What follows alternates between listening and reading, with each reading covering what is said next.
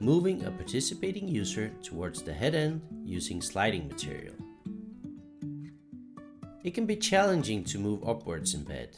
The friction from the sheet can be overcome by rolling and tilting upwards. And in case of pain and weakness, this can be difficult. This can be made easier by placing sliding material under the high friction areas under the user. Start by folding the sliding material. Tilt to the side and fold it again. Make room and place the folded sliding material, and aim for the areas that get stuck in the mattress. Lay the sliding material so that the opening faces the same way as the sliding direction. Now tilt to the opposite side and unfold the sliding material. If the user can lift the head, then move the pillow upwards.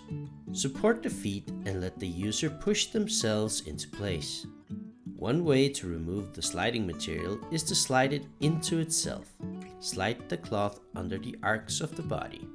It can be at the neck, lower back, kneecaps, ankles in the supine position. From the opposite side, fold the sliding material into itself so that it becomes smooth on all sides.